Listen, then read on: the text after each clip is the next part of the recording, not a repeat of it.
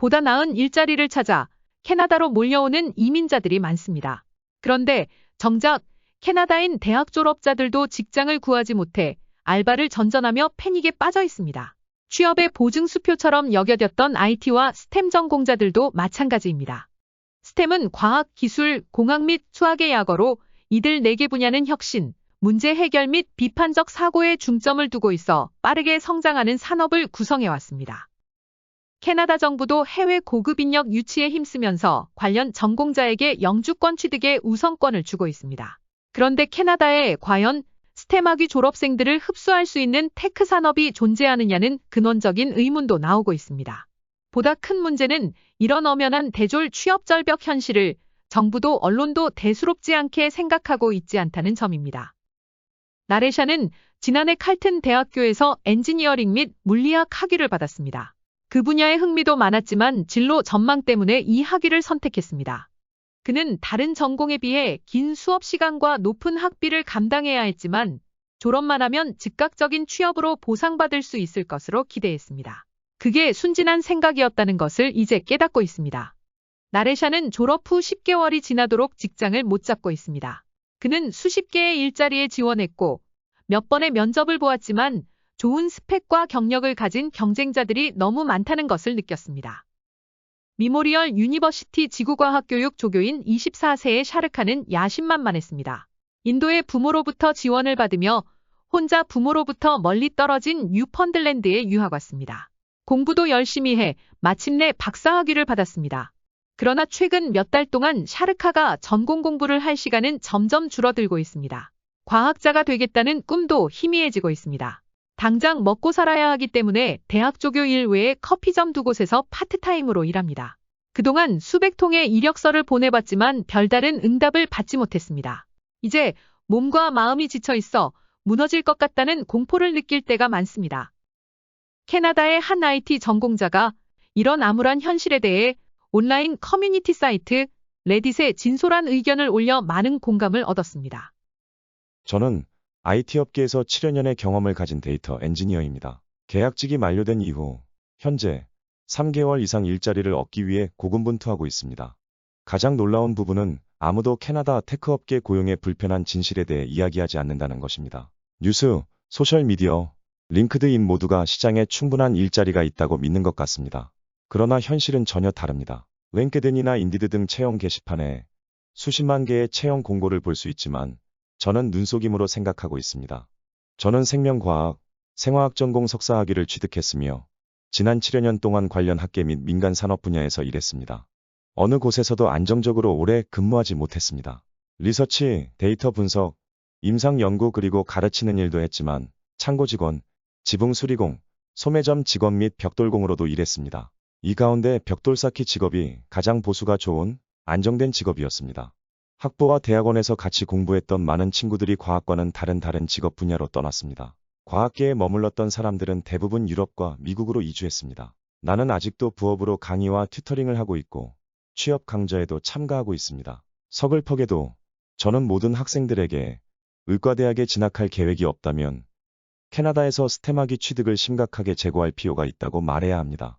캐나다에는 생명공학, 제약, 의료, 항공우주, 환경, 자동차, 에너지 연구 분야가 미미하거나 사실상 없다고 봐야 합니다. 캐나다의 관련 일자리가 빈약한 것은 주로 학계와 소수의 정부 기관에 국한되어 있기 때문입니다.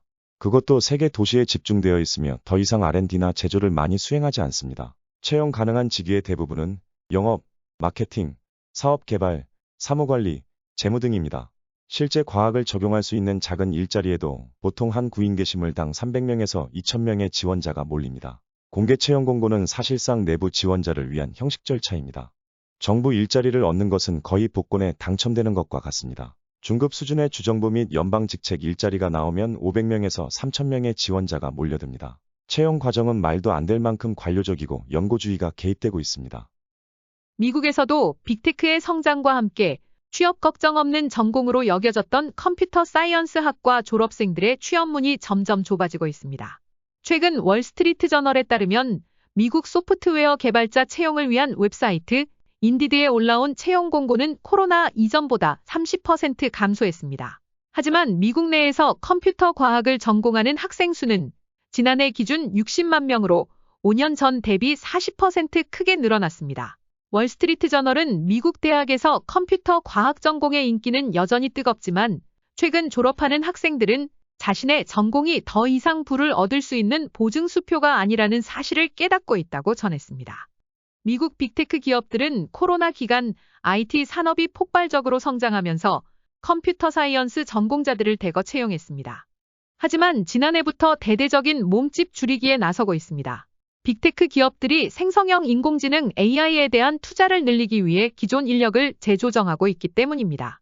미국 내 해고 현황을 추적하는 웹사이트 레이오프 FYI에 따르면 올 들어 5월 24일 현재 약 298개의 기술 회사가 8만 4,600명의 직원을 해고한 것으로 나타났습니다. 반면 인공지능 분야 전문가는 100만 달러의 연봉을 주고서라도 모셔오기 위한 경쟁이 치열합니다. 미국이 이런 형편이니 캐나다 테크 산업의 침체와 관련 업계의 취업난은 쉽게 예상할 수 있습니다. 애플 한 기업의 기업 가치가 2조 1천억 달러로 캐나다 GDP 1.7조 달러를 능가합니다. 미국과 캐나다 테크 기업을 비교하는 것이 우스울 정도입니다. 캐나다의 한대졸자는 레딧에서 그동안 500개가 넘는 구인 광고에 정성 들여 만든 이력서를 보냈지만 겨우 2번의 인터뷰 기회를 얻었고 그나마 거절당했다고 하소연합니다. 연봉 3만 불 직업도 구하기 힘든다고 합니다. 그래도 패스트푸드점에서 전전할 수 없어 계속 문을 두드리고 있다고 합니다. 토론토 메트로폴리탄 대학의 지난해 연구 보고에 따르면 미국의 테크 기업 종사자들이 캐나다보다 46% 더 많은 임금을 받는 것으로 나타났습니다. 캐나다의 테크 산업에 대한 투자는 지난 20년 동안 거의 증가하지 못하고 있습니다. 시대가 바뀌고 유망 직업도 바뀌고 있습니다. 인공지능으로 의사도 안심할 수 없는 직업으로도 분석되고 있습니다. 이제 인공지능이 코딩도 해줍니다. 번역 앱의 눈부신 발전으로 외국어 전공자들이 설당을 잃고 있습니다. 인문 사회계열 대학 졸업자는 취업 절벽을 더 절감할 수밖에 없습니다. 캐나다로 유학 오는 한국 학생들의 절반 이상이 스템을 전공합니다.